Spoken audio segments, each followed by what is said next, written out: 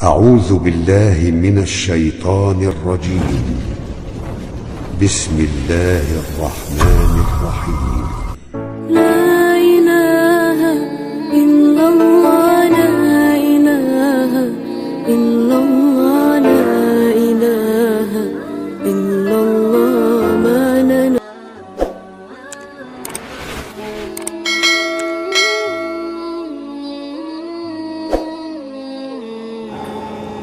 Kita akan kedatangan tamu namanya bulan suci Ramadan. Ibuku di kampung, kalau dia mau kedatangan tamu, maka dia segera berbenah diri. Rumah dipel, spraynya diganti, gorden diganti, bahkan menu makanan pun lain dari biasa. Bahkan dia bilang, potong kuah ayam, ada tamu mau datang. Coba, Masya Allah. Memang begitu mestinya kita dalam menyambut tamu, memuliakan tamu kita. Nah, insya Allah dalam hitungan beberapa hari lagi kita akan kedatangan tamu, yaitu bulan suci Ramadan. Bulan suci Ramadan ini banyak sekali namanya. 1. Bulan puasa. 2. Bulan penuh ampunan. 3. Bulan penuh rahmat. 4. Bulan dilipat gandakan segala kebaikan. 5. Bulan ada di dalamnya bulan yang lebih mulia, satu malam lebih mulia daripada 1000 bulan. Banyak macam, subhanallah, banyak sekali nama-nama bulan suci Ramadan ini. Nah, untuk menyambut bulan suci Ramadan ini, apa yang mesti kita lakukan dan apa yang kita lakukan di bulan suci Ramadan? Apa yang perlu kita lakukan, persiapkan. Zaman saya dulu masih sekolah, itu kalau di Makassar kalau mau bulan Ramadan ada yang disebut minggu terakhir. Minggu terakhir itu dia senang-senang. Dia pergi ke pantai, tenggelam, terakhir betul. Ya, ada yang ngambil band, ya, elektron, nyanyi-nyanyi, bakar jagung, macam-macam. Tapi alhamdulillah lambat laun mulai hilang itu. Maka anak-anak milenial sekarang dia gantilah dengan istilah tarhib Ramadan, menyambut bulan suci Ramadan. Cuma saya kalau ceramah ini terganggu konsentrasiku kalau banyak anak-anak lari-lari. Lari-lari sana. Itu bedanya orang Kristen. Itu orang Nasrani kalau dibawa anaknya ke gereja, dikasih duduk itu di sampingnya. Duduk kau nak, dengar itu pastor pendeta ceramah, khotbah. Kalau kita, duduk. Dia bilang mamanya, pi aku main nak. Pergi gila main itu anaknya. Dan begitu ditanya siapa anak itu, tidak ada yang mengakui, malu diakui anaknya. Nah, ya, bapak, saudara-saudara sekalian, apa yang perlu kita lakukan menyambut bulan suci Ramadan ini? Yang pertama, kita harus mempersiapkan diri secara fisik. Kenapa? Ramadan itu, puasa fisik. Puasa itu ibadah fisik. Tidak bisa orang puasa kalau sakit. Iya toh? Maka harus persiapkan fisiknya. Latihan dulu. Orang kalau main bola kan latihan dulu, bos. Mau main futsal, tidak langsung masuk main bola langsung. Tidak. Kenapa?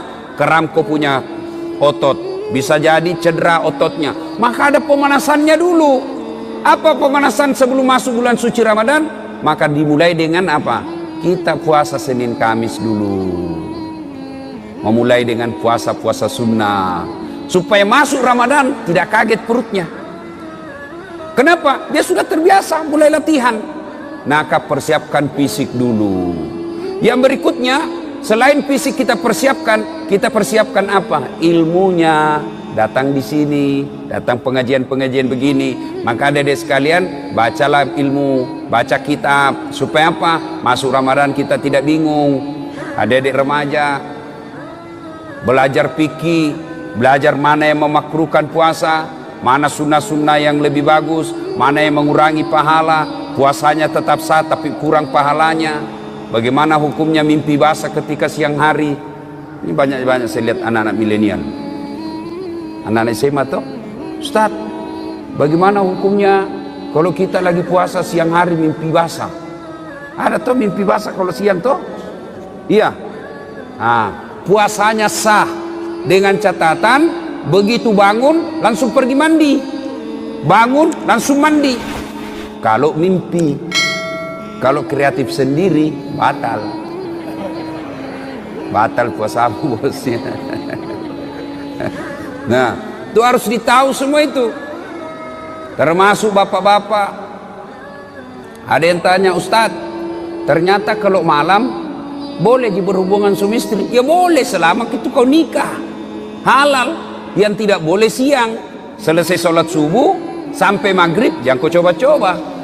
Kalau kau coba dekat-dekat istri dan kau offside, kartu merah. Apa dendanya? Puasa kau 60 hari berturut-turut. 60 hari berturut-turut. Kalau malam boleh. Maghrib sampai subuh boleh. Tiba-tiba ada bapak-bapak bilang, Ustaz, kalau malam betul boleh? Boleh. Masya Allah Ustaz, saya sudah 5 tahun biar malam tidak juga. Nah, dongok kok. Makanya belajar kok bos. Ya, nah, itu semua penting kita ketahui. Ustaz, bagaimana kalau menelan ludah pada saat puasa? Itu waktu kecil kan kita bilang kalau menelan ludah batal. Akhirnya kita meludah terus. Kering tenggorokan. Boleh kalau ludah, biar kau kasih keluar lagi, masuk lagi, keluar lagi, masuk. Boleh. Yang penting kau tidak tambah. Misalnya begini, tambah. Batal itu bos. Kalau yang di dalam tenggorokanmu keluar masuk, boleh. Yang penting kau tidak jijik. Keluar lagi. Nah, boleh kalau itu. Ya. Bagaimana kalau sikat gigi di bulan suci Ramadan? Boleh. Boleh. Yang penting jangan kau telan air. Pura-pura sikat gigi. Nah, mamamu bisa kau tipu, tapi Tuhan Maha tahu. Dia kalau Ramadan dia kumur-kumur, 3 kali masuk, 1 yang keluar. Berarti dia korupsi 2 ini. Itu harus tahu ilmunya, semua harus kita tahu. Bapak-bapak, ini ibu-ibu yang pengantin baru, harus tahu ilmunya, mandi junub. Ada bilang, Ustadz katanya kalau Ramadan mandi junub, begitu selesai harus mandi junub. Begitu selesai hubungan suami istri mandi junub. Tidak. Tidak harus ketika selesai. Nanti mau sholat subuh baru mandi junub. Bukan puasa yang mewajibkan kita mandi junub, tapi sholat subuh yang mewajibkan bapak mandi junub. Ada orang dia bilang begitu selesai mandi. Sebelah capek kok itu bos. Kau pengantin baru. Sudah buka begitu. Mandi kok. Masih baik itu kalau jam 8. Pulang tarawih begitu lagi. Mandi kok lagi. 2 kali mau kau mandi. Sekalinya mau tidur jam 11 begitu, mandi lagi. Bangun jam 2 begitu, mandi lagi. Sekalinya mau makan sahur begitu, mandi lagi. 5 kali mandi 1 malam, mesek kok bos.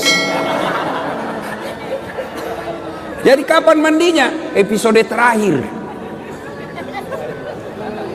Nah, ada juga kalau misalnya cuman jangan kau ketawa anak muda, ini urusan orang tua. Ada juga yang misalnya malam, misalnya jam 11 mau tidur, ya, kapan mandinya? Apakah sebelum makan sahur? Jadi kalau bapak makan sahurnya jam 2, apakah mandinya sebelum jam 2? Tidak. Bukan makan sahur yang mewajibkan bapak mandi junub. Tapi kapan? Sebelum sholat subuh. Jadi saya ulangi, sholat subuh yang mewajibkan ibu bapak wajib mandi junub, bukan karena puasa. Itu harus ditahu semua. Maka sebelum masuk puasa, belajar. Ya, nah, persiapan secara fisik, kemudian persiapan ilmu, mendatangi majelis-majelis, mendatangi kajian-kajian. Tidak ada kajian, maka silakan googling, cari kok di YouTube, ceramah-ceramah, cari. Kalau ada perbedaan pendapat, bandingkan lagi. Menurut Ustadz Abdul Somad ini, menurut Adi Hidayat ini, menurut Khalid Basalama begini. Sudah itu, yang penting kau ikhtiar, sudah berusaha mencari ilmu. Kau ragu, ikhtiar, salatlah, minta petunjuk dan hidayah dari Allah. Sudah itu, hakul yakin, jangan lagi ragu. Ini sekarang kan sudah banyak ustadz-ustadz kondang kok. Iya toh? Nah, cuma jamaah sekarang bukannya mengamalkan ceramahnya Pak Ustadz, dia jadi yuri. Dia menjadi tim penilai. Wah, kalau ini ceramah bagus, kalau ini bikin ngantuk, kalau ini jelek, kalau ini. Memangnya kau menjadi festival penceramah? Amalkan ilmunya orang, bukan membanding-bandingkan. Ya. Nah, sebelum masuk Ramadan, Berikutnya lagi, sebelum masuk Ramadan, apa yang perlu kita lakukan? Cari musuhmu, cari bombe. Apa sih yang kau tidak bertutur sapa? Musuh. Gara-gara pilpres, satu dukung Jokowi, satu dukung Prabowo, bertengkar di grup. Akhirnya ketemu ndak baku sapa. Assalamualaikum, dia tahu kalau saya tunda dulu salamku deh, karena nanti saya baku hadapan, nanti selesai baru assalamualaikum. Padahal duduk samping. Selama masih musuhan, minta maaf. Kalau bapak masih musuhan masuk Ramadan, sah puasanya, tapi sayang amal-amal Ramadannya tidak dicatat.